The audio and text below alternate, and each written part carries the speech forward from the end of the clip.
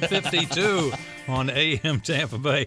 We got one of our favorite folks here that we haven't had around here in a long time, and that would be Michael Francis of the Florida Orchestra, the music director. Where in the heck have you been?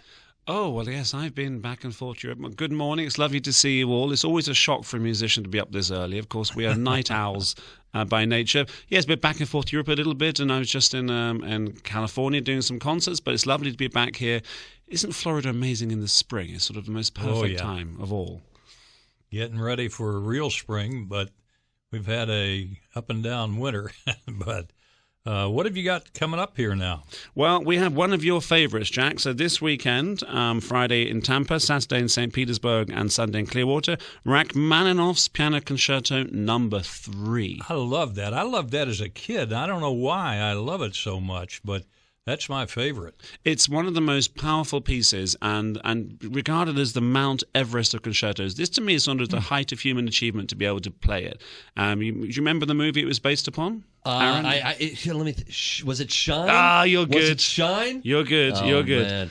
And, of course, there's that wonderful Oscar-winning film with Jeffrey Rush about the pianist David Helfgott and that amazing ability to play this piece of music. It is regarded as the biggest, most complicated, difficult piece of all time. And we have an incredible pianist this week.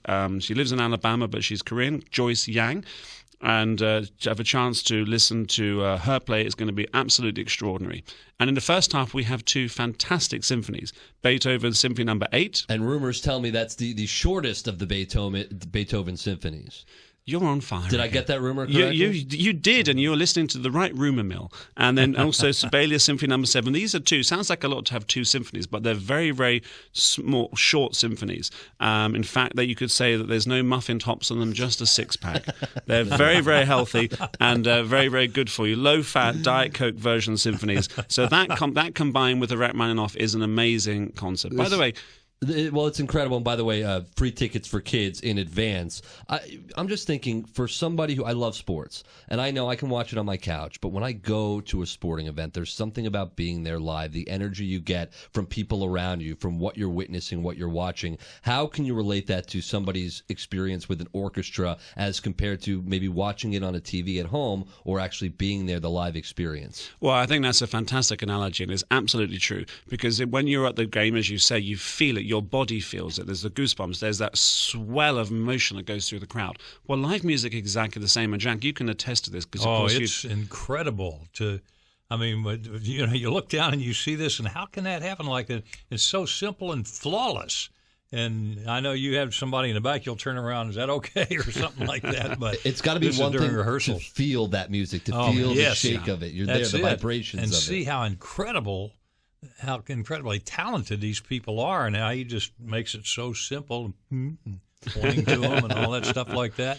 Yeah, and actually it's one of those things, it's almost like a bucket list. If you've never seen an orchestra live playing classical music, make sure you do it. You've got a fantastic one right here in Tampa Bay. The best. Who have amazing variety of concerts, but take your beloved to a concert and you'll have a wonderful time. Yep, and guarantee you that.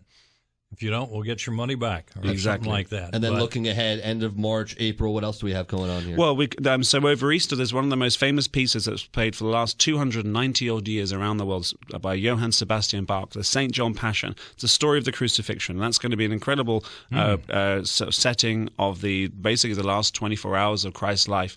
It's going to be powerful. Oh, it's so powerful, so dramatic, but also so beautiful.